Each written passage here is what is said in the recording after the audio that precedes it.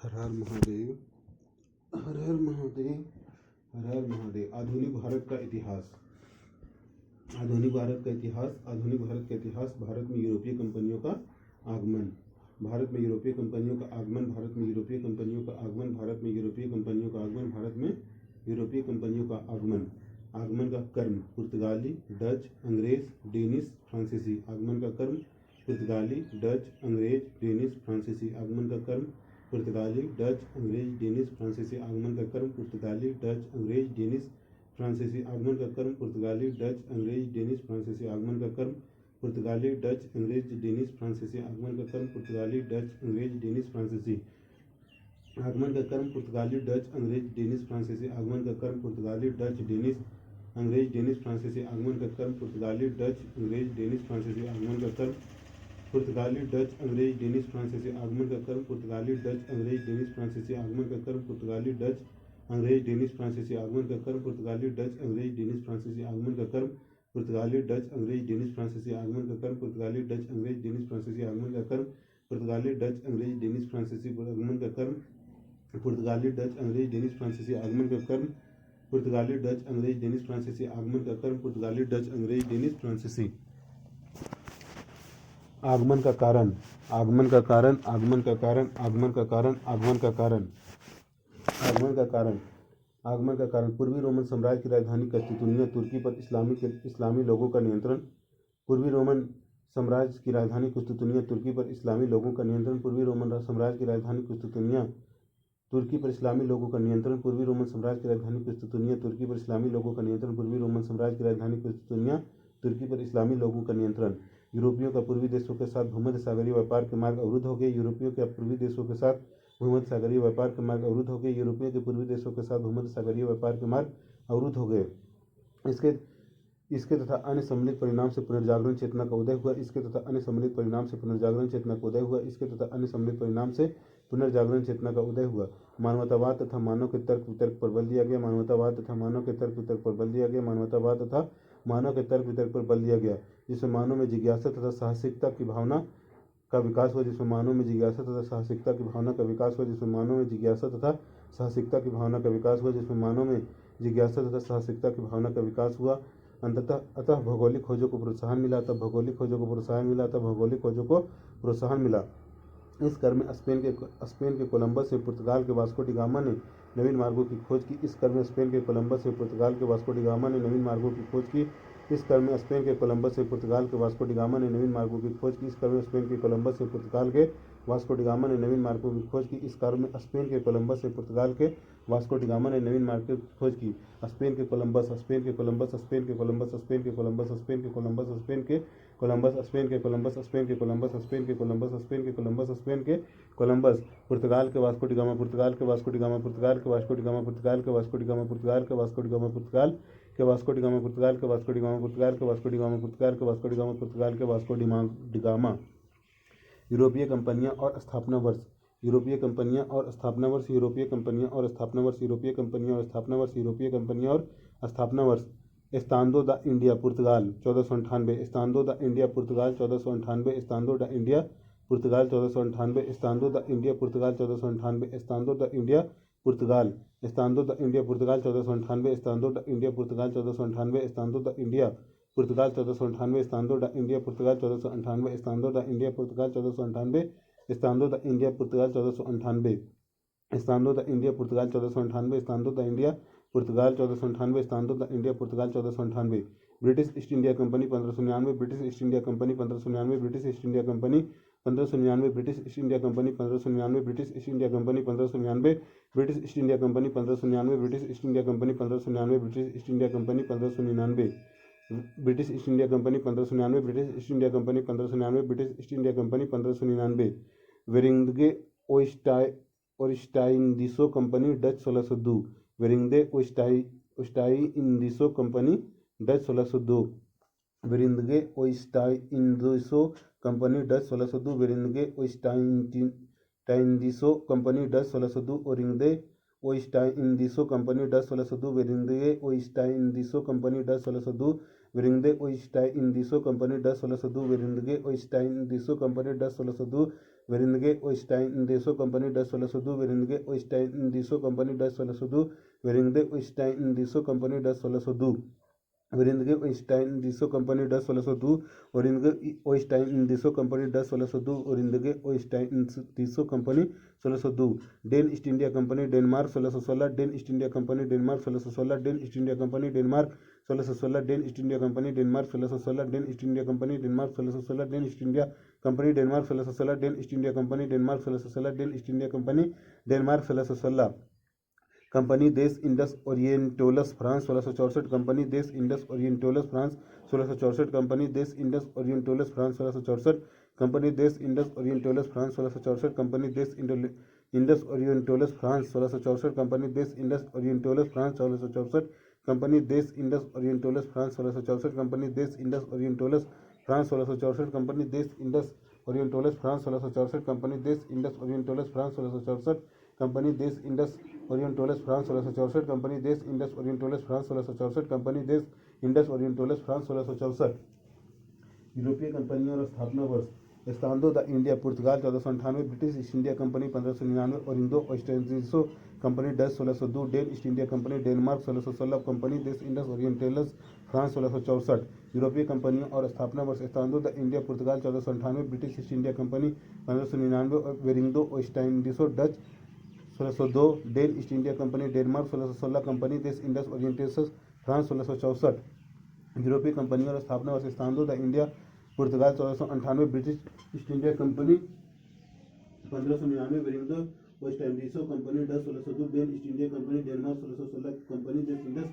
ओरिएंटोलस France 1664 यूरोपीय कंपनियों और स्थापना वर्ष एस्तांदो द इंडिया पुर्तगाल 1498 British East India company 1599 Verenigde Oostindische company Dutch 1602 Dane East India company Denmark 1616 company देश इंडस ओरिएंटोलस फ्रांस 1664 यूरोपीय कंपनी और स्थापना वर्ष एस्तांदो द इंडिया पुर्तगाल 1498 British East India company 1599 Verenigde Oostindische company Dutch 1602 Dane East India company Denmark 1616 company देश Indus ओरिएंटोलस France 1664 पुर्तगाल पुर्तगाल पुर्तगाल पुर्तगाल पुर्तगाल व्यापारिक केंद्र भंडारण केंद्र बस्ती दुर्ग किला फैक्ट्री कारखाना व्यापारिक केंद्र भंडारण केंद्र बस्ती दुर्ग किला फैक्ट्री कारखाना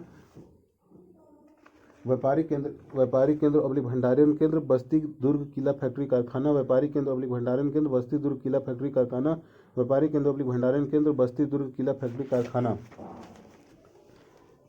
व्यापारिक केंद्र के निर्माण की प्रक्रिया पुर्तगालियों ने इटली के व्यापारियों से सीखी थी व्यापारिक केंद्र के निर्माण की प्रक्रिया पुर्तगालियों ने इटली के व्यापारियों से सीखी थी व्यापारिक केंद्र के निर्माण की प्रक्रिया पुर्तगालियों ने इटली के व्यापारियों से सीखी थी व्यापारिक केंद्र के निर्माण की प्रक्रिया पुर्तगालियों ने इटली के व्यापारियों से सीखी थी व्यापारिक केंद्र के निर्माण की प्रक्रिया पुर्तगालियों ने इटली के व्यापारियों से सीखी थी ये केंद्र निर्माण गृह केंद्र नहीं थे अपितु वस्तुओं का भंडार गृह हुआ करता था ये केंद्र निर्माण गृह केंद्र नहीं थे बल्कि अपितु वस्तुओं के भंडार गृह हुआ करता था ये केंद्र निर्माण गृह केंद्र नहीं थे अपितु वस्तुओं के भंडार गृह हुआ करता था ये केंद्र निर्माण गृह केंद्र नहीं थे अपितु वस्तुओं का भंडार गृह हुआ करता था ये केंद्र निर्माण गृह केंद्र नहीं थे अपितु वस्तुओं का भंडार गृह हुआ करता था भारत में आने वाले प्रथम यूरोपीय व्यापारी पुर्तगाली थे भारत में आने वाले प्रथम यूरोपीय व्यापारी पुर्तगाली थे भारत में आने वाले प्रथम यूरोपीय व्यापारी पुर्तगाली थे भारत में आने वाले प्रथम यूरोपीय व्यापारी पुर्तगाली थे भारत में आने वाले प्रथम यूरोपीय व्यापारी पुर्तगाली थी प्राथमिक उद्देश्य मसाला व्यापार के माध्यम से लाभ अर्जन प्राथमिक उद्देश्य मसाला व्यापार के माध्यम से लाभ अर्जन प्राथमिक उद्देश्य मसाला व्यापार के माध्यम से लाभ अर्जन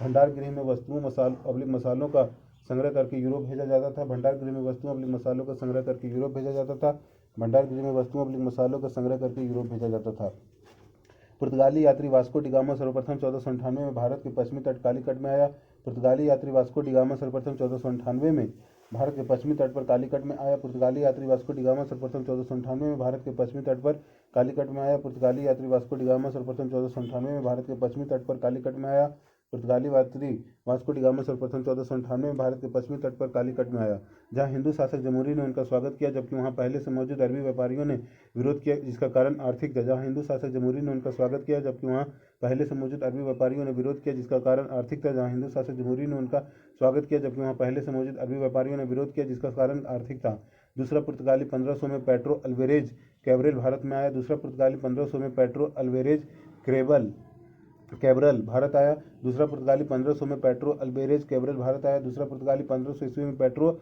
अल्वेरेज कैब्रल भारत आया, दूसरा पुर्तगाली 1500 में पेड्रो अल्वेरेज कैब्रल आया, दूसरा पुर्तगाली 1500 में पेड्रो अल्वेरेज कैब्रल आया, दूसरा पुर्तगाली 1500 में पेड्रो अल्वेरेज कैब्रल आया, दूसरा पुर्तगाली 1500 ईस्वी में पेड्रो अल्वेरेज कैब्रल आया, दूसरा पुर्तगाली 1500 ईस्वी में पेड्रो अल्वेरेज कैब्रल आया, दूसरा पुर्तगाली 1500 ईस्वी में पेड्रो अल्वेरेज कैब्रल आया, दूसरा पुर्तगाली 1500 ईस्वी में Pedro Alvares Cabral Pedro Alvares Cabral Pedro Alvares Cabral Pedro Alvares Cabral Pedro Alvares Cabral Pedro Alvares Cabral आया। 1502 में वास्को डी गामा पुनः भारत आया, 1502 में वास्को डी गामा पुनः भारत आया, 1502 में वास्को डी गामा पुनः भारत आया, 1502 में वास्को डी गामा पुनः भारत आया, 1502 में वास्को डी गामा पुनः भारत आया, 1502 में वास्को डी गामा पुनः भारत आया, 1502 में वास्को डी गामा पुनः भारत आया।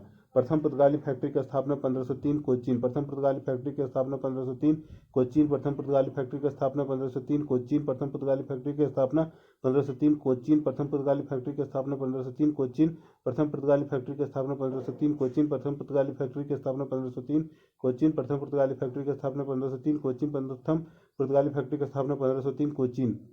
द्वितीय पुर्तगाली फैक्ट्री की स्थापना 1505 कन्नौर, द्वितीय पुर्तगाली फैक्ट्री की स्थापना 1505 कन्नौर, द्वितीय पुर्तगाली फैक्ट्री की स्थापना 1505 कन्नौर, द्वितीय पुर्तगाली फैक्ट्री की स्थापना 1505 कन्नौर, द्वितीय पुर्तगाली फैक्ट्री की स्थापना 1505 कन्नौर, द्वितीय पुर्तगाली फैक्ट्री की स्थापना 1505 कन्नौर, द्वितीय पुर्तगाली फैक्ट्री की स्थापना 1505 कन्नौर, द्वितीय पुर्तगाली फैक्ट्री की स्थापना 1505 कन्नौर। प्रथम पुर्तगाली गवर्नर फ्रांसिस्को द अल्मोडा था, प्रथम पुर्तगाली गवर्नर फ्रांसिस्को द अल्मोडा था, प्रथम पुर्तगाली गवर्नर फ्रांसिस्को द अल्मोडा था, प्रथम पुर्तगाली गवर्नर फ्रांसिस्को द अल्मोडा था, प्रथम पुर्तगाली गवर्नर फ्रांसिस्को द अल्मोडा था, प्रथम पुर्तगाली गवर्नर फ्रांसिस्को द अल्मोडा था, प्रथम पुर्तगाली गवर्नर फ्रांसिस्को द अल्मोडा था, प्रथम पुर्तगाली गवर्नर फ्रांसिस्को द अल्मोडा था, प्रथम पुर्तगाली गवर्नर फ्रांसिस्को द अल्मोडा था, प्रथम पुर्तगाली गवर्नर फ्रांसिस्को द अल्मोडा था, प्रथम पुर्तगाली गवर्नर फ्रांसिस्को द अल्मोडा था, प्रथम पुर्तगाली गवर्नर फ्रांसिस्को द अल्मोडा था, प्रथम पुर्तगाली गवर्नर फ्रांसिस्को द अल्मोडा था, प्रथम पुर्तगाली गवर्नर फ्रांसिस्को द अल्मोडा था, प्रथम पुर्तगाली गवर्नर फ्रांसिस्को द अल्मोडा था। ब्लू वाटर पॉलिसी अपनाई, blue water policy, blue water policy प्रथम पुर्तगाली गवर्नर फ्रांसिस्को द अल्मोडा था, ब्लू वाटर पॉलिसी अपनाई।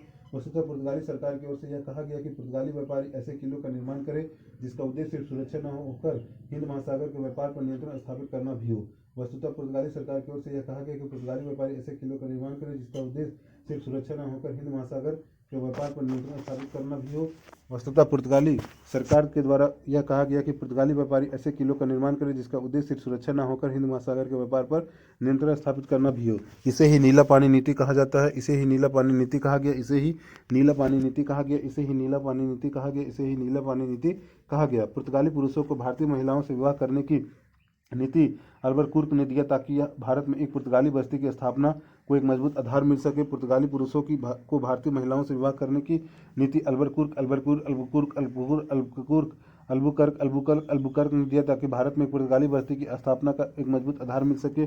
पुर्तगाली पुरुषों को भारतीय महिलाओं से विवाह करने की नीति अल्बुकर्क ने दिया ताकि भारत में एक पुर्तगाली बस्ती की स्थापना को मजबूत आधार मिल सके। भारत में पुर्तगाली शक्ति का वास्तविक संस्थापक अल्बुकर्क ही था।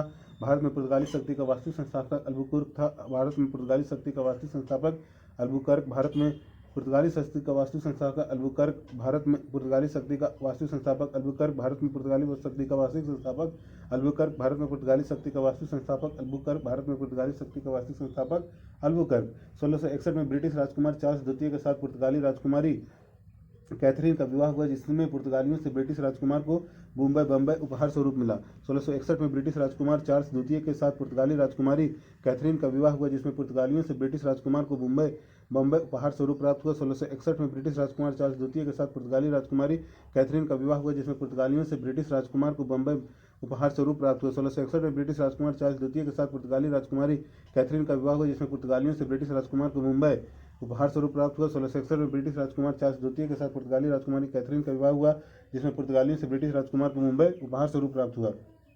राजकुमार ने बम्बई को 1668 ईस्वी में ईस्ट इंडिया कंपनी को दे दिया किराए पर। राजकुमार ने बम्बई को 1668 में ईस्ट इंडिया कंपनी को किराए पर दे दिया। राजकुमार ने बम्बई को 1668 में ईस्ट इंडिया कंपनी को किराए पर दे दिया।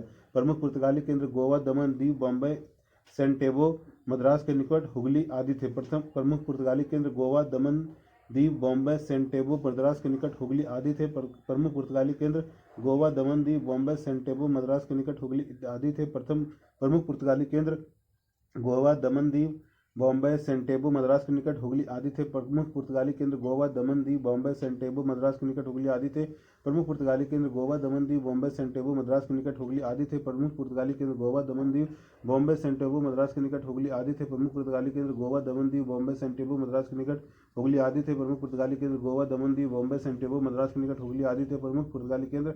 गोवा, दमन दीव, बॉम्बे, सेंटेबो मद्रास के निकट हुगली आदि थे। भारत में पुर्तगालियों का योगदान। भारत में पुर्तगालियों का योगदान। भारत में पुर्तगालियों का योगदान। पहला, 1556 में गोवा में प्रिंटिंग प्रेस। 1556 में गोवा में प्रिंटिंग प्रेस। 1556 में गोवा में प्रिंटिंग प्रेस।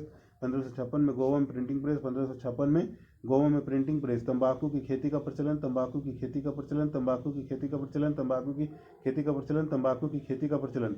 भवन निर्माण की गोथिक शैली। भवन निर्माण की गोथिक शैली। भवन निर्माण की गोथिक शैली। भवन निर्माण की गोथिक शैली। भवन निर्माण की गोथिक शैली। यूरोपीय चित्रकला के तत्वों का भारत में प्रचलन। यूरोपीय चित्रकला के तत्वों का भारत में प्रचलन। यूरोपीय चित्रकला के तत्वों का भारत में प्रचलन। यूरोपीय चित्रकला के तत्वों का भारत में प्रचलन। यूरोपीय चित्रकला के तत्वों का भारत में प्रचलन। भारत में पुर्तगालियों का योगदान। 1556 में गोवा में प्रिंटिंग प्रेस। तंबाकू की खेती का प्रचलन। भवन निर्माण की गोथिक शैली। यूरोपीय चित्रकला के तत्वों का भारत में प्रचलन। 1556 में गोवा में प्रिंटिंग प्रेस। तंबाकू की खेती का प्रचलन। भवन निर्माण की गोथिक शैली। यूरोपीय चित्रकला के तत्वों का भारत में प्रचलन। 1556 में गोवा में प्रिंटिंग प्रेस। तंबाकू की खेती का प्रचलन। भवन निर्माण की गोथिक शैली। यूरोपीय चित्रकला के तत्वों का भारत में प्रचलन। 1556 में गोवा में प्रिंटिंग प्रेस। तंबाकू की खेती का प्रचलन। भवन निर्माण की गोथिक शैली। यूरोपीय चित्रकला के तत्वों का भारत में प्रचलन। 1556 में गोवा में प्रिंटिंग प्रेस। तंबाकू की खेती का प्रचलन। भवन निर्माण की गोथिक शैली। यूरोपीय चित्रकला के तत्वों का भारत में प्रचलन। संत फ्रांसिस जेवियर का आगमन। 1542 में पुर्तगाली राजा जॉन द्वितीय की सहायता से गोवा आए। संत फ्रांसिस जेवियर का आगमन।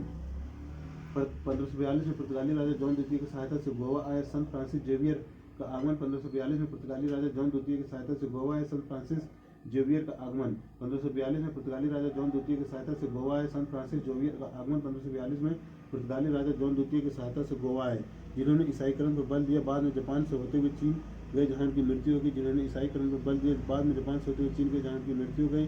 जिन्होंने ईसाईकरण पर बल दिया, बाद में जापान से होते हुए चीन गए, जहाँ उनकी मृत्यु हो गई। संत फ्रांसिस जेवियर, जिन्होंने ईसाईकरण पर बल दिया और बाद में जापान से होते हुए चीन के, जहाँ उनकी मृत्यु होगी। कॉर्टेज अरमोड़ा काफिला पद्धति। कॉर्टेज अरमोड़ा काफिला पद्धति। कॉर्टेज अरमोड़ा काफिला पद्धति। कॉर्टेज अरमोड़ा काफिला पद्धति। कॉर्टेज अरमोड़ा काफिला पद्धति। कॉर्टेज अरमोड़ा काफिला पद्धति। कॉर्टेज अरमोड़ा काफिला पद्धति। समुद्री व्यापार हेतु अन्य देशों को पुर्तगालियों से परमिट लेना पड़ता था। समुद्री व्यापार हेतु अन्य देशों को पुर्तगालियों से परमिट लेना पड़ता था। समुद्री व्यापार हेतु अन्य देशों को पुर्तगालियों से परमिट लेना पड़ता था। समुद्री व्यापार हेतु अन्य देशों को पुर्तगालियों से परमिट लेना पड़ता था। समुद्री व्यापार हेतु अन्य देशों को पुर्तगालियों से परमिट लेना पड़ता था तथा नहीं प्राप्त करने वाले को दंडित करने के साथ साथ जहाज भी लूट लिया जाता था तथा नहीं प्राप्त करने वाले को दंडित करने के साथ साथ जहाज भी लूट लिया जाता था तथा नहीं प्राप्त करने वाले को दंडित करने के साथ साथ जहाज भी लूट लिया जाता था तथा नहीं प्राप्त करने वाले को दंडित करने के साथ साथ जहाज भी लूट लिया जाता था। मुगल बादशाह अकबर ने भी पुर्तगालियों से कॉटेज प्राप्त किया था। मुगल बादशाह अकबर ने भी पुर्तगालियों से कॉटेज प्राप्त किया था। मुगल बादशाह अकबर ने भी पुर्तगालियों से कॉटेज प्राप्त किया था। मुगल बादशाह अकबर ने भी पुर्तगालियों से कॉटेज प्राप्त किया था। मुगल बादशाह अकबर ने भी पुर्तगालियों से कॉटेज प्राप्त किया था। पतन का कारण। पतन का कारण ईसाईकरण पर बल, सामाजिक धार्मिक हस्तक्षेप, कॉटेज अरमोड़ा पद्धति, अन्य देशों के साथ शत्रुता, लूटपाट की नीति, शत्रुओं की संख्या बढ़ा। पतन का कारण ईसाईकरण पर बल, सामाजिक धार्मिक हस्तक्षेप, ईसाईकरण पर बल, सामाजिक धार्मिक हस्तक्षेप, ईसाईकरण पर बल, सामाजिक धार्मिक हस्तक्षेप, ईसाईकरण पर बल, सामाजिक धार्मिक हस्तक्षेप, ईसाईकरण पर बल, सामाजिक धार्मिक हस्तक्षेप, कॉटेज अरमोड़ा पद्धति, अन्य देशों के साथ शत्रुता, कॉटेज अरमोड़ा पद्धति, अन्य देशों के साथ शत्रुता, कॉटेज अरमोड़ा पद्धति, अन्य देशों के साथ शत्रुता, कॉटेज अरमोड़ा पद्धति, अन्य देशों के साथ शत्रुता, लूटपाट की नीति, शत्रुओं की संख्या बढ़ी, लूटपाट की नीति, शत्रुओं की संख्या बढ़ी, लूटपाट की नीति, शत्रुओं की संख्या बढ़ी, लूटपाट की नीति, शत्रुओं की संख्या बढ़ी। अकबर के दरबार में पुर्तगाली ईसाई पादरी फादर मोसेरेट और फादर एक्विवा का आगमन हुआ। अकबर के दरबार में पुर्तगाली ईसाई पादरी फादर मोसेरेट और फादर एक्विवा का आगमन हुआ। अकबर के दरबार में पुर्तगाली ईसाई पादरी फादर मोसेरेट और फादर एक्विवा का आगमन हुआ। अकबर के दरबार में पुर्तगाली ईसाई पादरी फादर मोसेरेट और फादर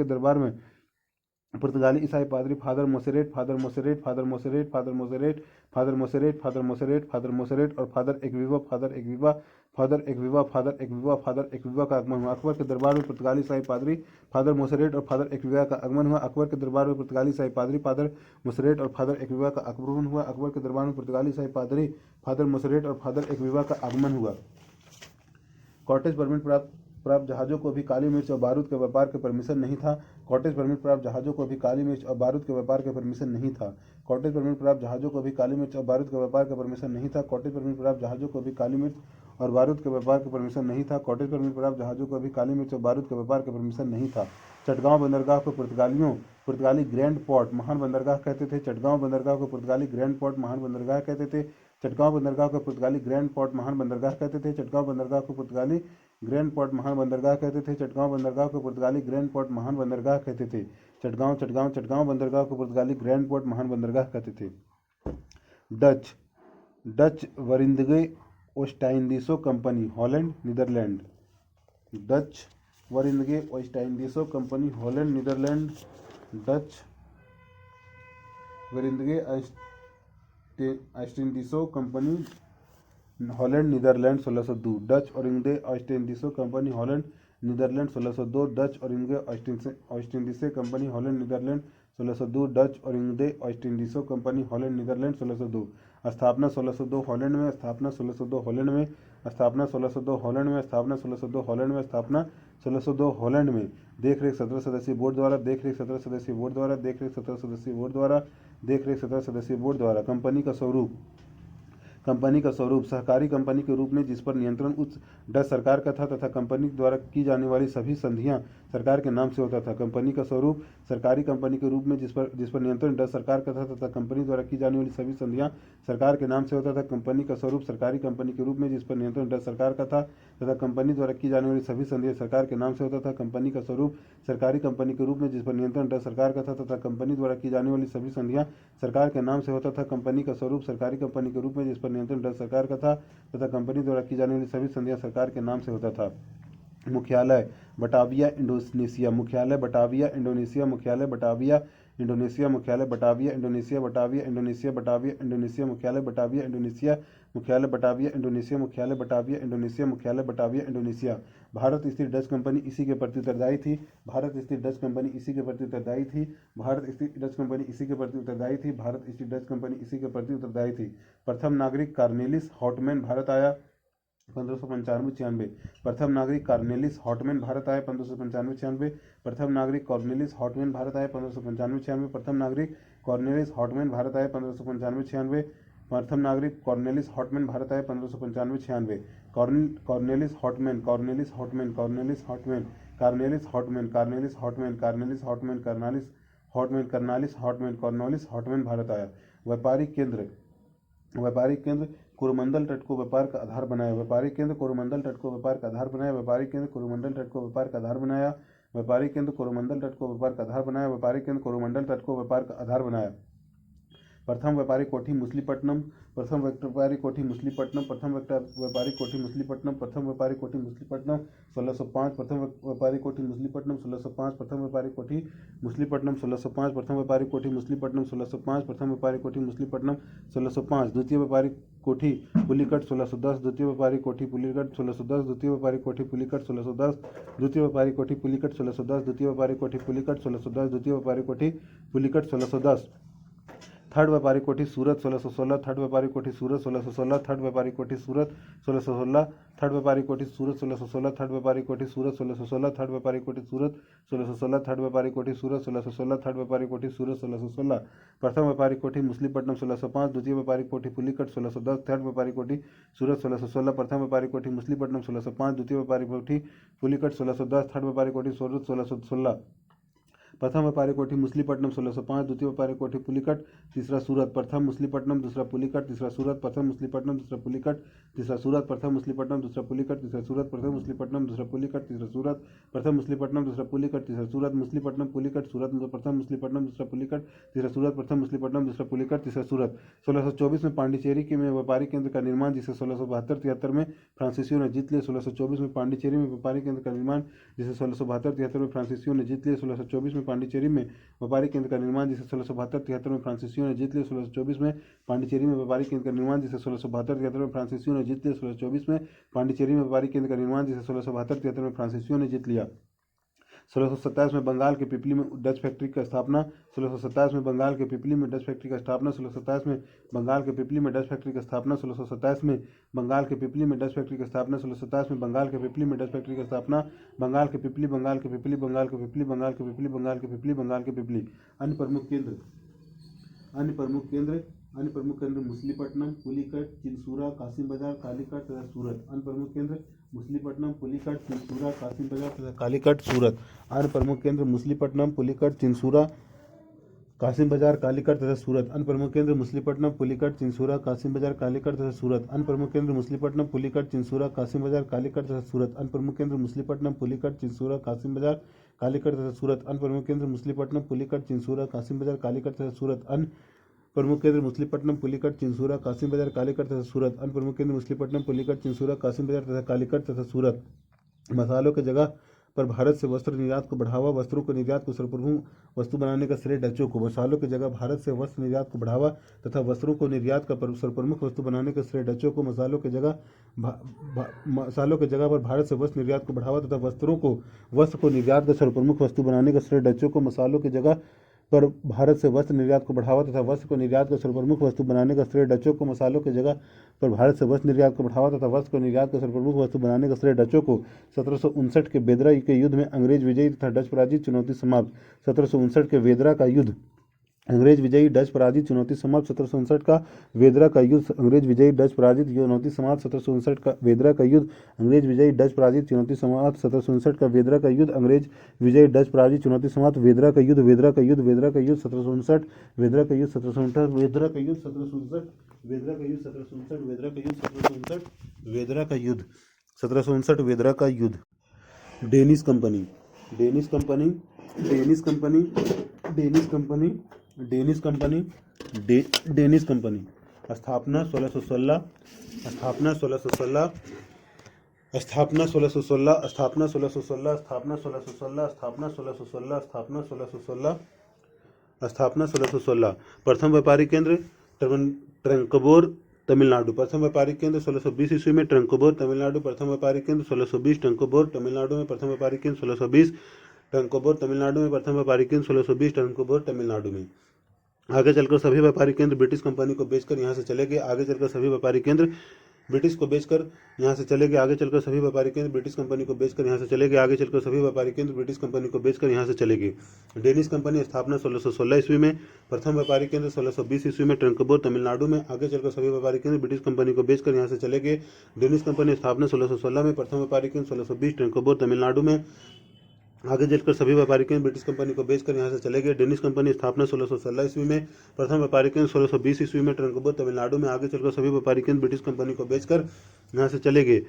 डेनिश कंपनी स्थापना 1616 में। प्रथम व्यापारिक केंद्र 1620 में ट्रंकबोर, तमिलनाडु में। आगे चलकर सभी व्यापारिक केंद्र ब्रिटिश कंपनी को बेचकर यहाँ से चले गए। डेनिश कंपनी स्थापना 1616 ईस्वी में। प्रथम व्यापारिक केंद्र 1620 ईस्वी में ट्रंकबोर, तमिलनाडु में। आगे चलकर सभी व्यापारिक केंद्र ब्रिटिश कंपनी को बेचकर यहाँ से चले गए। डेनिश कंपनी स्थापना 1616 में। प्रथम व्यापारिक केंद्र 1620 ईस्वी में ट्रंकबोर, तमिलनाडु में। आगे चलकर सभी व्यापारिक केंद्र ब्रिटिश कंपनी को बेचकर यहाँ से चले गए। यूरोपीय कंपनियां प्रथम फैक्ट्री और स्थान। यूरोपीय कंपनियां प्रथम फैक्ट्री स्थान। यूरोपीय कंपनी प्रथम फैक्ट्री स्थान। यूरोपीय कंपनी प्रथम फैक्ट्री स्थान। पुर्तगाली 1502 कोचीन, पुर्तगाली 1502 कोचीन, पुर्तगाली प्रथम फैक्ट्री 1502 कोचीन, पुर्तगाली 1502 कोचीन, पुर्तगाली 1502 कोचीन, पुर्तगाली 1502 कोचीन, पुर्तगाली 1502 कोचीन, पुर्तगाली 1502 कोचीन, पुर्तगाली 1502 Cochin. British 1608 Surat, British 1608 Surat, British 1608 Surat, British 1608 Surat, British 1608 Surat, British 1608 Surat, British 1608 Surat, British 1608 Surat, British 1608 Surat. Dutch Holland 1605 Machilipatnam, Dutch Holland Machilipatnam, Dutch Holland Machilipatnam, Dutch Holland Machilipatnam, Dutch Holland Machilipatnam, Dutch Holland Machilipatnam, Dutch Holland Machilipatnam, Dutch Holland Machilipatnam. Danish Travancore, Danish Travancore, Danish Travancore, Danish Travancore, Danish Travancore, Danish Travancore, Danish Travancore, Danish Travancore, Danish Travancore, Danish Travancore, Danish Travancore, Danish Travancore. फ्रांसीसी सूरत, फ्रांसीसी सूरत, फ्रांसीसी सूरत, फ्रांसीसी सूरत, फ्रांसीसी सूरत, फ्रांसीसी सूरत, फ्रांसीसी सूरत, फ्रांसीसी सूरत, फ्रांसीसी सूरत, फ्रांसीसी सूरत, फ्रांसीसी सूरत। यूरोपीय कंपनी प्रथम फैक्ट्री स्थान। पुर्तगाली Cochin, British Surat, Dutch Machilipatnam, Danish Travancore, फ्रांसीसी सूरत। पुर्तगाली Cochin, British Surat, Dutch Holland Machilipatnam, Danish Travancore, फ्रांसीसी सूरत। पुर्तगाली Cochin, British Surat, Dutch Holland Machilipatnam, Danish Travancore, फ्रांसीसी सूरत। पुर्तगाली Cochin, British Surat, Dutch Holland Machilipatnam, Danish Travancore, फ्रांसीसी सूरत।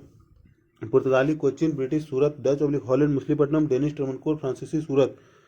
पुर्तगाली Cochin British Surat Dutch oblique Holland Machilipatnam Danish Travancore फ्रांसीसी सूरत पुर्तगाली Cochin British Surat Dutch Machilipatnam Danish Travancore फ्रांसीसी सूरत पुर्तगाली Cochin British Surat Dutch Machilipatnam Danish Travancore फ्रांसीसी सूरत पुर्तगाली Cochin British Surat Dutch Machilipatnam Danish Travancore फ्रांसीसी सूरत पुर्तगाली Cochin British Surat Dutch oblique Holland Machilipatnam Danish Travancore फ्रांसीसी सूरत पुर्तगाली Cochin British Surat Dutch oblique Holland Machilipatnam Danish Travancore फ्रांसीसी सूरत पुर्तगाली Cochin British Surat Dutch oblique Holland Machilipatnam Danish Travancore फ्रांसीसी सूरत पुर्तगाली Cochin British Surat Dutch oblique Holland Machilipatnam Danish Travancore फ्रांसीसी सूरत पुर्तगाली Cochin British Surat Dutch oblique Holland Machilipatnam Danish Travancore फ्रांसीसी सूरत।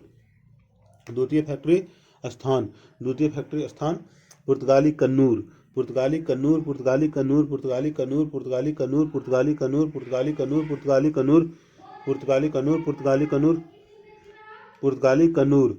दूसरा British Machilipatnam British Machilipatnam British Machilipatnam British Machilipatnam British Machilipatnam British Machilipatnam British Machilipatnam British Machilipatnam British Machilipatnam British Machilipatnam. Dutch Pulicat Dutch Pulicat Dutch Pulicat Dutch Pulicat Dutch Pulicat Dutch Pulicat Dutch Pulicat Dutch Pulicat Dutch Pulicat. Danish फ्रांसीसी मछलीपट्टनम फ्रांसीसी मछलीपट्टनम फ्रांसीसी मछलीपट्टनम फ्रांसीसी मछलीपट्टनम फ्रांसीसी मछलीपट्टनम फ्रांसीसी मछलीपट्टनम फ्रांसीसी मछलीपट्टनम फ्रांसीसी मछलीपट्टम फ्रांसीसी मछलीपट्टनम। यूरोपीय कंपनी प्रथम फैक्ट्री स्थान पुर्तगाली द्वितीय फैक्ट्री यूरोपीय कंपनी द्वितीय फैक्ट्री पुर्तगाली कन्नूर ब्रिटिश मछलीपट्टनम डच पुलिकट फ्रांसीसी मछलीपट्टनम पुर्तगाली कन्नूर ब्रिटिश मछलीपट्टनम डच पुलिकट फ्रांसीसी मछलीपट्टनम पुर्तगाली कन्नूर ब्रिटिश मछलीपट्टनम डच पुलिकट फ्रांसीसी मछलीपट्टनम पुर्तगाली कन्नूर ब्रिटिश मछलीपट्टनम डच पुलिकट फ्रांसीसी मछलीपट्टनम। अंग्रेज अंग्रेज अंग्रेज अंग्रेज अंग्रेज अंग्रेज।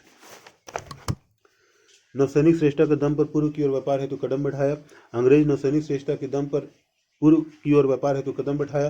अंग्रेज नौसैनिक श्रेष्ठता के दम पर पूर्व की ओर व्यापार हेतु कदम बढ़ाया। इसी क्रम में 1599 ब्रिटिश ईस्ट इंडिया कंपनी की स्थापना, जिसे आरंभ में 15 वर्ष के लिए व्यापारिक एकाधिकार प्राप्त हुआ। इसी क्रम में 1599 में ब्रिटिश ईस्ट इंडिया कंपनी की स्थापना, जिसे आरंभ में 15 वर्षों के लिए व्यापारिक एकाधिकार प्राप्त हुआ।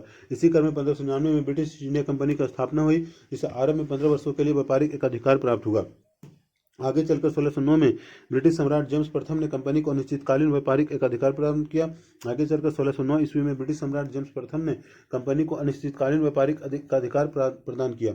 आगे चलकर 1609 ईस्वी में ब्रिटिश सम्राट जेम्स प्रथम ने कंपनी को अनिश्चितकालीन व्यापारिक एकाधिकार प्रदान किया। आगे चलकर 1609 में ब्रिटिश सम्राट जेम्स प्रथम ने कंपनी को अनिश्चितकालीन व्यापारिक एकाधिकार प्रदान किया। 1608 ईस्वी में मुगल सम्राट जहांगीर के समय कैप्टन हॉकिंस के नेतृत्व में एक ब्रिटिश व्यापारिक मंडल ने सूरत में प्रथम व्यापारिक केंद्र की स्थापना की, किंतु मुगल सम्राट से मान्यता नहीं मिली। 1608 ईस्वी में मुगल सम्राट जहांगीर के समय कैप्टन हॉकिंस के नेतृत्व में एक ब्रिटिश व्यापारिक मंडल ने सूरत में प्रथम व्यापारिक केंद्र की स्थापना की, किंतु मुगल सम्राट से मान्यता नहीं मिली। 1608 ईस्वी में मुगल सम्राट जहांगीर के समय कैप्टन हॉकिंस के नेतृत्व में एक ब्रिटिश व्यापारिक मंडल ने सूरत में प्रथम व्यापारिक केंद्र की स्थापना की, किंतु मुगल सम्राट से मान्यता नहीं मिली। 1608 ईस्वी में मुगल सम्राट जहांगीर के समय कैप्टन हॉकिंस के नेतृत्व में एक ब्रिटिश व्यापारिक मंडल ने सूरत में प्रथम व्यापारिक केंद्र की स्थापना की, किंतु मुगल सम्राट से मान्यता नहीं मिली। 1608 ईस्वी में मुगल सम्राट जहांगीर के समय कैप्टन हॉकिंस के नेतृत्व में एक ब्रिटिश व्यापारिक मंडल ने सूरत में प्रथम व्यापारिक केंद्र की स्थापना की, किंतु मुगल सम्राट से मान्यता नहीं मिली। आगे चलकर 1613 ईस्वी में सर टॉमस रॉय ने मुगल बादशाह जहांगीर के द्वारा सूरत में व्यापारिक केंद्र की अनुमति दी गई। आगे चलकर 1613 ईस्वी में सर टॉमस रॉय को मुगल बादशाह जहांगीर द्वारा सूरत व्यापारिक केंद्र की अनुमति दी गई। आगे चलकर 1613 ईस्वी में सर टॉमस रॉय को मुगल बादशाह जहांगीर द्वारा सूरत व्यापारिक केंद्र की अनुमति दी गई। आगे चलकर 1613 में सर टॉमस रॉय को मुगल बादशाह जहांगीर द्वारा सूरत व्यापारिक केंद्र की अनुमति दी गई। इस तरह अंग्रेजों द्वारा भारत में स्थापित पहली व्यापारिक केंद्र सूरत में थी। इस तरह अंग्रेजों द्वारा भारत में स्थापित पहली व्यापारिक केंद्र सूरत में थी। इस तरह अंग्रेजों द्वारा भारत में स्थापित पहली व्यापारिक केंद्र सूरत में थी। इस तरह अंग्रेजों द्वारा भारत में स्थापित पहला व्यापारिक केंद्र सूरत में थी। इस तरह अंग्रेजों द्वारा भारत में स्थापित पहली व्यापारिक केंद्र सूरत में थी। दक्षिण भारत में प्रथम व्यापारिक केंद्र 1611 ईस्वी में मछलीपट्टनम। दक्षिण भारत में प्रथम व्यापारिक केंद्र 1611 ईस्वी मछलीपट्टनम। दक्षिण भारत में प्रथम व्यापारिक केंद्र 1611 ईस्वी मछलीपट्टनम। दक्षिण भारत में प्रथम व्यापारिक केंद्र 1611 ईस्वी मछलीपट्टनम। दक्षिण भारत में प्रथम व्यापारिक केंद्र 1611 ईस्वी मछलीपट्टनम में।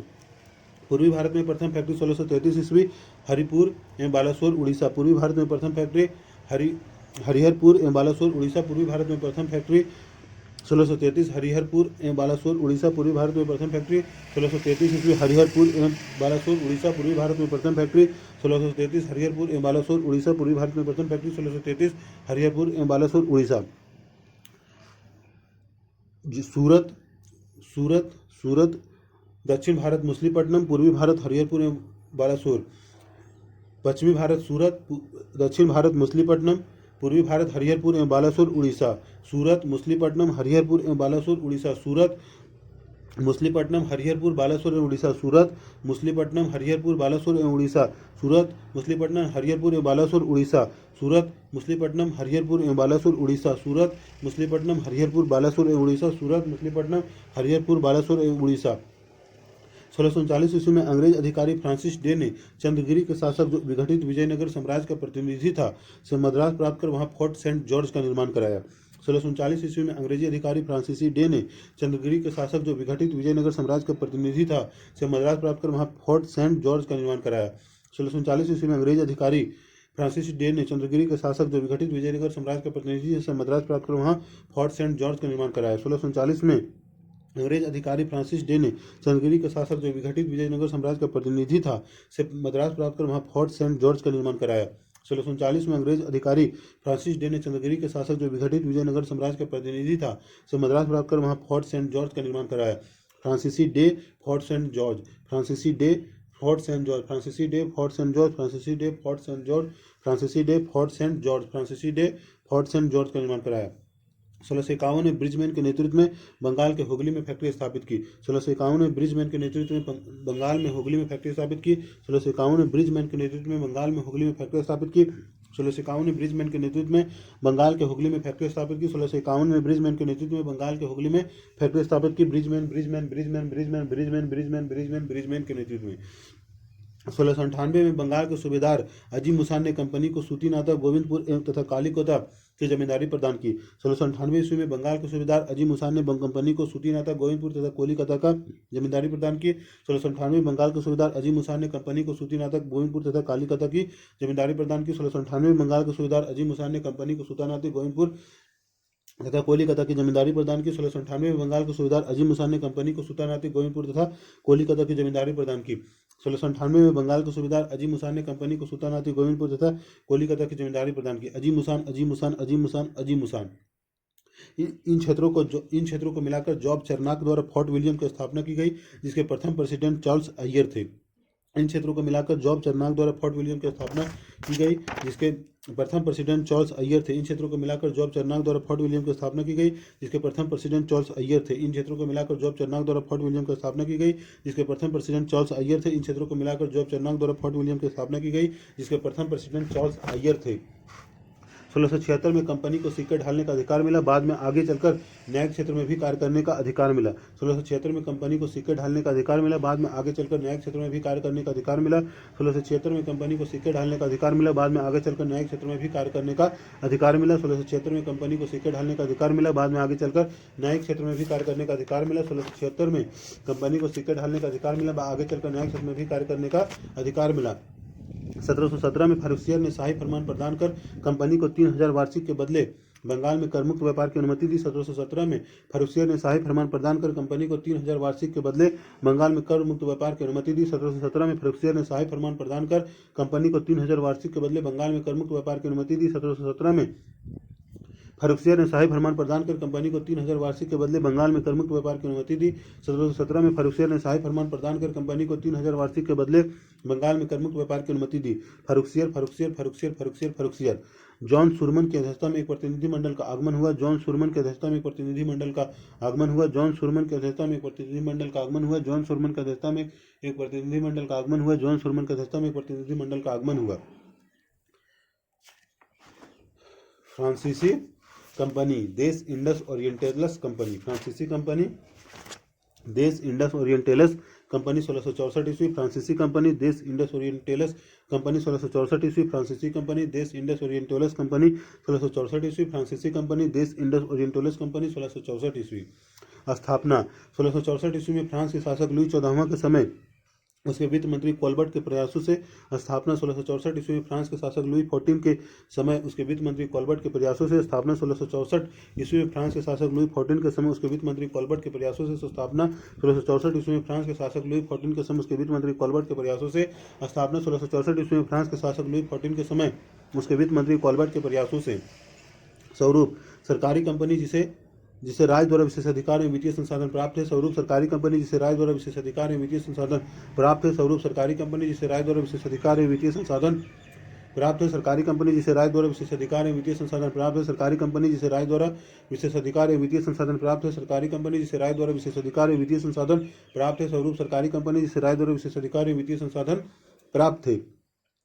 प्रथम यात्री तथा फैक्ट्री, प्रथम यात्री तथा फैक्ट्री, प्रथम यात्री तथा फैक्ट्री, प्रथम यात्री तथा फैक्ट्री, प्रथम यात्री तथा फैक्ट्री, प्रथम यात्री तथा फैक्ट्री। फ्रांसीसी कैरो के नेतृत्व में प्रथम दल भारत आया तथा 1667 में सूरत में प्रथम फैक्ट्री स्थापना। प्रथम यात्री तथा फैक्ट्री, फ्रांसीसी कैरो के नेतृत्व में प्रथम दल भारत आया तथा 1667 में सूरत में प्रथम फैक्ट्री का स्थापना। प्रथम यात्री तथा फैक्ट्री, फ्रांसीसी कैरो के नेतृत्व में प्रथम दल भारत आया तथा 1667 में सूरत में प्रथम फैक्ट्री की स्थापना। प्रथम यात्री तथा फैक्ट्री, फ्रांसिस कैरो के नेतृत्व में प्रथम दल भारत आया तथा 1667 में सूरत में प्रथम फैक्ट्री की स्थापना।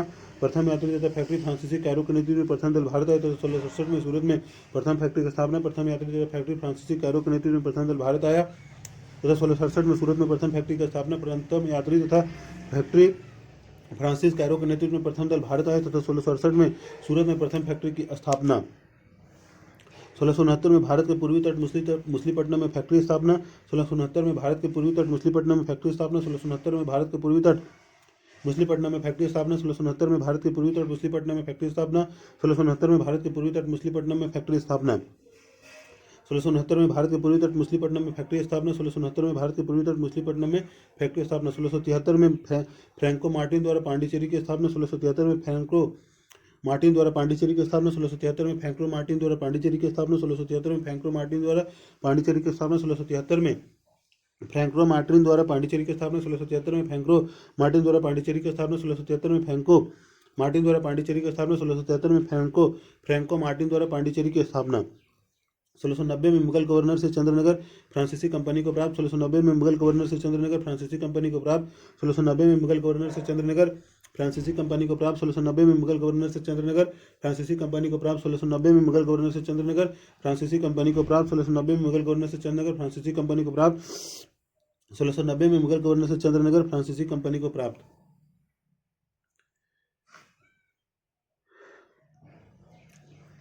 आरंभ में फ्रांसीसियों ने अपनी गतिविधियां व्यापार तक सीमित रखी। आरंभ में फ्रांसीसियों ने अपनी गतिविधियां व्यापार तक सीमित रखी। आरंभ में फ्रांसीसियों ने अपनी गतिविधियां व्यापार तक सीमित रखी। आरंभ में फ्रांसीसियों ने अपनी गतिविधियां व्यापार तक सीमित रखी। किंतु 1742 के पश्चात जब डुप्ले को फ्रांसीसी गवर्नर बनाकर भेजा गया तब फ्रांसीसियों ने राजनीतिक हस्तक्षेप के माध्यम से आर्थिक लाभ प्राप्त करने के प्रयास किए। किंतु 1742 के पश्चात जब डुप्ले को फ्रांसीसी गवर्नर बनाकर भेजा गया तब फ्रांसीसियों ने राजनीतिक हस्तक्षेप के माध्यम से आर्थिक लाभ प्राप्त करने का प्रयास किए। किंतु 1742 के पश्चात जब डुप्ले को फ्रांसीसी गवर्नर बनाकर भेजा गया तो फ्रांसीसियों ने राजनीतिक हस्तक्षेप के माध्यम से आर्थिक लाभ प्राप्त करने का प्रयास किया। किंतु 1742 के पश्चात जब डुप्ले को फ्रांसीसी गवर्नर बनाकर भेजा गया तब फ्रांसीसियों ने राजनीतिक हस्तक्षेप के माध्यम से आर्थिक लाभ प्राप्त करने का प्रयास किए। इन्हीं राजनीतिक आर्थिक महत्वाकांक्षा के चलते अंग्रेज तथा फ्रांसीसियों के बीच 3 कर्नाटक युद्ध हुए। इन्हीं राजनीतिक आर्थिक महत्वाकांक्षा के चलते अंग्रेज तथा फ्रांसीसियों के बीच 3 कर्नाटक युद्ध हुए। इन्हीं राजनीतिक आर्थिक महत्वाकांक्षा के चलते अंग्रेज तथा फ्रांसीसियों के बीच 3 कर्नाटक युद्ध हुए। प्रथम कर्नाटक युद्ध 1746-48। प्रथम कर्नाटक युद्ध 1746-48। प्रथम कर्नाटक युद्ध 1746-48। प्रथम कर्नाटक युद्ध 1746-48। प्रथम कर्नाटक युद्ध 1746-48। ऑस्ट्रिया के उत्तराधिकार के विवाद की वजह से इस युद्ध की शुरुआत। ऑस्ट्रिया के उत्तराधिकार के विवाद की वजह से इस युद्ध की शुरुआत। ऑस्ट्रिया के उत्तराधिकार के विवाद की वजह से इस युद्ध की शुरुआत। ऑस्ट्रिया के उत्तराधिकार के विवाद की वजह से इस युद्ध की शुरुआत। ऑस्ट्रिया के उत्तराधिकार के विवाद की वजह से इस युद्ध का शुरुआत। इस क्रम में ब्रिटिश अधिकारी बार्नेट ने फ्रांसीसी जहाज पर नियंत्रण कर लिया और संघर्ष आरंभ हुआ। इस क्रम में ब्रिटिश अधिकारी बार्नेट ने फ्रांसीसी जहाज पर नियंत्रण कर लिया और संघर्ष आरंभ किया। इस क्रम में ब्रिटिश अधिकारी बार्नेट ने फ्रांसीसी जहाज पर नियंत्रण कर लिया और संघर्ष आरंभ हुआ। इसी क्रम में ब्रिटिश अधिकारी बार्नेट ने फ्रांसीसी जहाज पर नियंत्रण कर लिया और संघर्ष आरंभ हुआ। इसी दौरान डुप्ले के नेतृत्व में फ्रांसीसियों ने 1746 में मद्रास पर कब्जा कर लिया। इसी दौरान डुप्ले के नेतृत्व में फ्रांसीसियों ने 1746 में मद्रास पर कब्जा कर लिया। इसी दौरान डुप्ले के नेतृत्व में फ्रांसीसियों ने 1746 में मद्रास पर कब्जा कर लिया। इसी दौरान डुप्ले के नेतृत्व में फ्रांसीसियों ने 1746 में मद्रास पर कब्जा कर लिया। इसी दौरान डुप्ले के नेतृत्व में फ्रांसीसियों ने 1746 में मद्रास पर कब्जा कर लिया। अंततः 1748 में ऑक्स ला सेपेल की संधि के साथ युद्ध समाप्त हुआ और मद्रास पुनः अंग्रेजों को प्राप्त हुआ।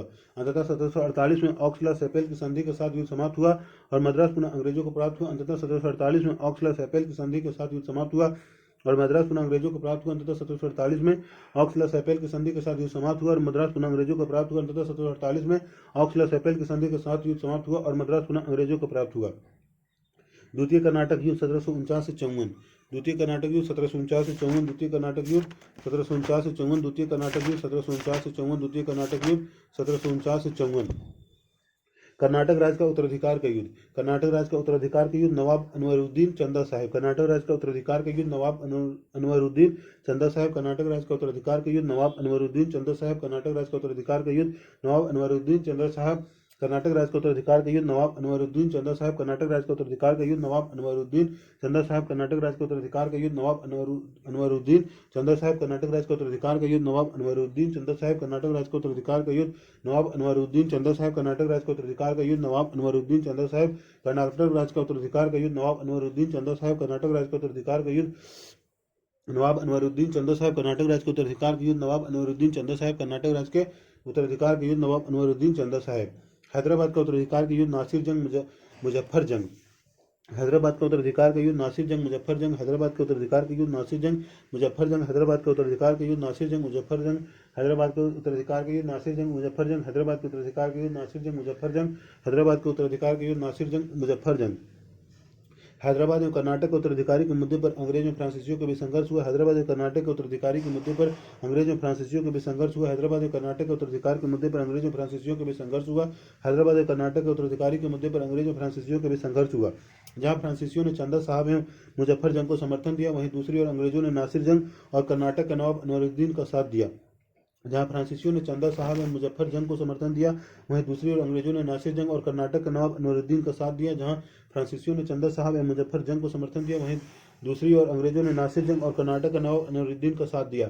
जहां फ्रांसीसियों ने चंदा साहब एवं मुजफ्फर जंग को समर्थन दिया, वहीं दूसरी ओर अंग्रेजों ने नासिर जंग और कर्नाटक के नवाब अनवरुद्दीन को साथ दिया।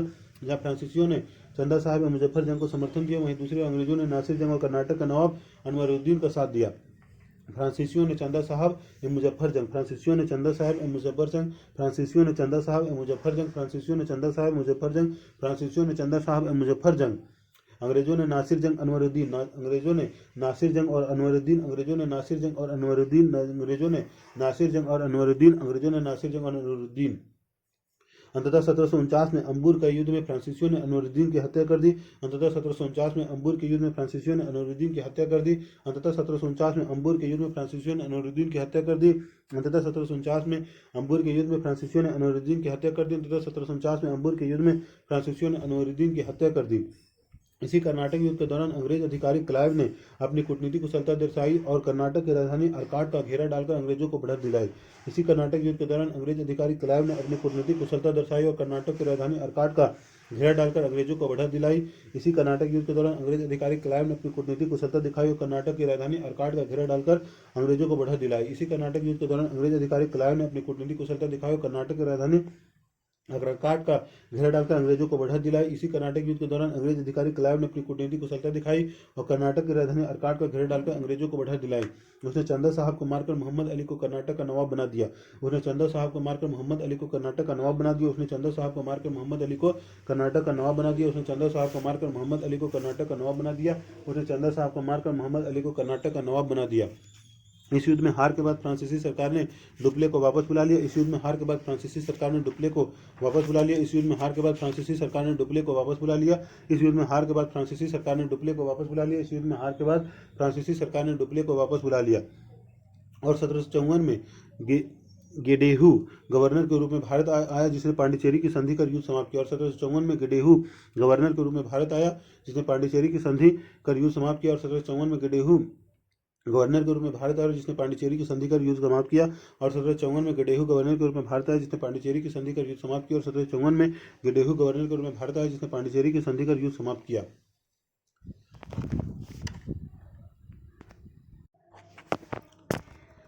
तृतीय कर्नाटक युद्ध, तृतीय कर्नाटक युद्ध 1758 से 63, तृतीय कर्नाटक युद्ध 1758 से 63, तृतीय कर्नाटक युद्ध 1758 से 63, तृतीय कर्नाटक युद्ध 1758 से 63। यूरोप में ऑस्ट्रिया और पर्सा के बीच हुए सतवर्षीय युद्ध का भारत में विस्तार। यूरोप में ऑस्ट्रिया और पर्सा के बीच हुए सतवर्षीय युद्ध का भारत में विस्तार। यूरोप में ऑस्ट्रिया और पर्सा के बीच हुए सतवर्षीय युद्ध का भारत में विस्तार। यूरोप में ऑस्ट्रिया और पर्सा के बीच हुए सतवर्षीय युद्ध का भारत में विस्तार। यूरोप में ऑस्ट्रिया और पर्सा के बीच हुए सतवर्षीय युद्ध का भारत में विस्तार। जिसमें फ्रांस ऑस्ट्रिया को जबकि इंग्लैंड ने पर्सा को समर्थन दिया, जिसमें फ्रांस ऑस्ट्रिया को जबकि इंग्लैंड ने पर्सा को समर्थन दिया, जिसमें फ्रांस ऑस्ट्रिया को जबकि इंग्लैंड ने पर्सा को समर्थन दिया, जिसमें फ्रांस ऑस्ट्रिया को जबकि इंग्लैंड ने पर्सा को समर्थन दिया, जिसमें फ्रांस ऑस्ट्रिया को जबकि इंग्लैंड ने पर्सा को समर्थन दिया।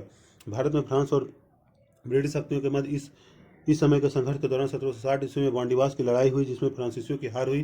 भारत में फ्रांस और ब्रिटिश शक्तियों के मध्य इस समय संघर्ष के दौरान 1760 में बॉन्डिवास की लड़ाई हुई, जिसमें फ्रांसीसियों की हार हुई। भारत में फ्रांस और ब्रिटिश शक्तियों के मध्य इस समय के संघर्ष के दौरान 1760 ईस्वी में बॉन्डिवास की लड़ाई हुई, जिसमें फ्रांसीसियों की हार हुई। भारत में फ्रांस और ब्रिटिश शक्तियों के मध्य इस समय के संघर्ष के दौरान 1760 में बॉन्डिवास की लड़ाई हुई, जिसमें फ्रांसीसियों की हार हुई। बॉन्डिवास की लड़ाई हुई, फ्रांसीसियों की हार हुई। बॉन्डिवास की लड़ाई हुई, फ्रांसीसियों की हार हुई। बॉन्डिवास की लड़ाई में फ्रांसीसियों की हार हुई। इस युद्ध में ब्रिटिश सेना का नेतृत्व सर आयरकूट ने जबकि फ्रांसीसी सेना का नेतृत्व काउंट डी लाली ने किया। इस युद्ध में ब्रिटिश सेना का नेतृत्व सर आयरकूट ने जबकि फ्रांसीसी सेना का नेतृत्व काउंट डी लाली ने किया। इस युद्ध में ब्रिटिश सेना का नेतृत्व सर आयरकूट ने जबकि फ्रांसीसी सेना का नेतृत्व काउंट डी लाली ने किया। इस युद्ध में ब्रिटिश सेना का नेतृत्व सर आयरकूट ने जबकि फ्रांसीसी सेना का नेतृत्व काउंट डी लाली ने किया। इस युद्ध में ब्रिटिश सेना का नेतृत्व सर आयरकूट ने जबकि फ्रांसीसी सेना का नेतृत्व काउंट डी लाली ने किया।